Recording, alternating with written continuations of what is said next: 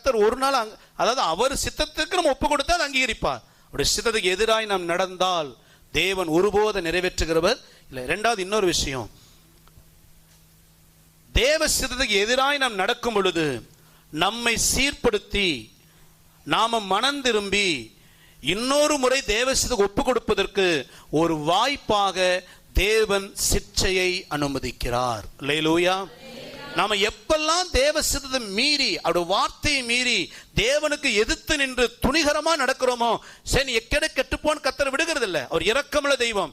என்ன செய்வாரா? சிட்சித்து சில நெருக்கங்களை அனுமதித்து சில வேதனைகளை அனுமதித்து நாம மனம் திரும்பி திரும்ப தேவனோடு ஒப்புரவாவதற்கு ஒரு வாய்ப்பை தேவன் தருகிறார். சிட்சையும் நெருக்கமும் தேவன் நம்ம கொடுக்கிற ஒரு வாய்ப்பு. அல்லேலூயா.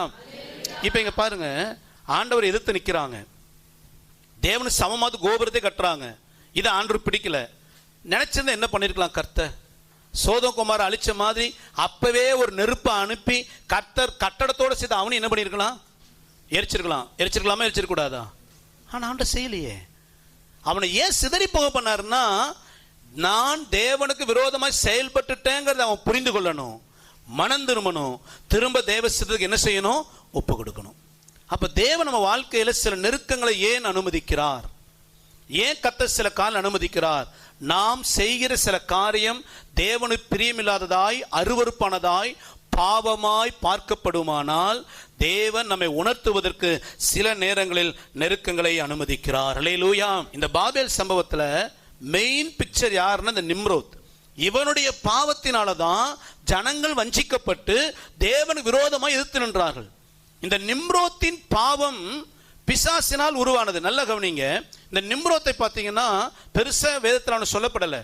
ஆனா இவன் உருவாக்கின பாபேல் தான் பின்பு வந்த பாபிலோன் தேசத்தினுடைய ஆரம்பம். இந்த பாபேல இருந்து தான் பாபிலோனிய கலாச்சாரம் வந்துச்சு. பாபிலோன்கிற பெரிய சாம்ராஜ்யம் வந்துச்சு. இந்த பாபிலோனை பார்த்தீங்கன்னா வேதம் எதற்கு ஒப்புமையா சொல்லுது அப்படின்னா, பாவம் நிறைந்த உலகத்திற்கும் பிசாசின் ஆளுகையில் இருக்கிற தேசத்துக்கு அடையாளமாக பாபிலோனை வேதம் நமக்கு சொல்லுகிறது. இன்னும் சொல்ல போனா இந்த நிம்ரோத்தின் காலத்துக்கு அப்புறம் உருவான பாபிலோனிய ஜனங்கள் பார்த்தீங்கன்னா இந்த நிம்ரோத்தை தெய்வமாக வணங்கினார்கள். நிம்ரோத்துடைய மனைவி செமிரமஸ் தெய்வமாய் வணங்கினார்கள். இந்த நிம்ரோத்துக்கு பிறந்த அந்த செமிரமஸுக்கு பிறந்த தம்முசை தெய்வமாய் வணங்கினார்கள். பின்பு பாபிலோனிய கலாச்சாரத்துக்கு அப்புறம் ரோம சாம்ராஜ்யம் வந்த பின்பு ரோம கத்தோலிக்க சபை உருவாச்சு. அந்த ரோம கத்தோலிக்க சபையில இந்த செமிரமஸும் கையில் இருக்கிற தம்முஸ் குழந்தையத்தான் மரியாள் வழிபாடாக இன்னைக்கு ஆர்சி சபையில் என்ன செய்திருக்கிறாங்க? வைத்திருக்கிறார்கள். ஆர்சி சபையில் இருக்கிற மரியாள், கையில் இருக்கிற குழந்தை இயேசு.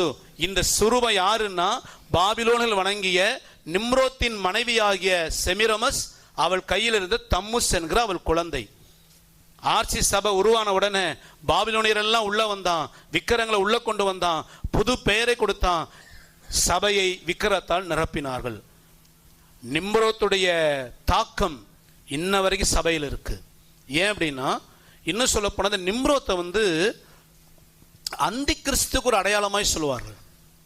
நீ வெளிப்படுத்தல் 18 அதிகாரம் 19, 20 வாசித்தீங்கன்னா பாபிலோன் விழுந்தது அப்படின்னு எங்க சொல்லப்படுது? வெளிப்படுத்தல.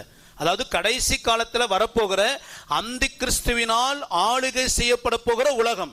சபை எடுத்துக்கொள்ளப்பட்ட பின்பு இந்த பூமியை 7 வருஷம் அந்தி கிறிஸ்து ஆளுகை பண்ணுவான். அதைத்தான் பாபிலோனிய தேசம் என்று வெளிப்படுத்த சொல்லுகிறது. அந்த அந்தி கிறிஸ்து அன்றைக்கு பாபேலை ஆளுகை பண்ணின நிம்ரோத்துக்கு அடையாளம். இந்த நிம்ரோத் என்பவன் பிசாசின் ஆவியால் நிரப்பப்பட்டு தேவனை எதிர்த்து நின்றான். தேவன் அவனை சிட்சித்தார். அல்லேலூயா, அல்லேலூயா. இந்த சம்பவத்திலிருந்து நாம் ஒரு விஷயத்தை அடிப்படையாக புரிஞ்சுக்கணும். நாம் எப்பொழுதெல்லாம் தேவனுக்கு எதிர்த்து நிற்கிறோமோ அப்பொழுது தேவன் நமக்கு சில நெருக்கங்களை அனுமதித்து நம்மை சீர்படுத்த விரும்புகிறார். அல்லேலூயா.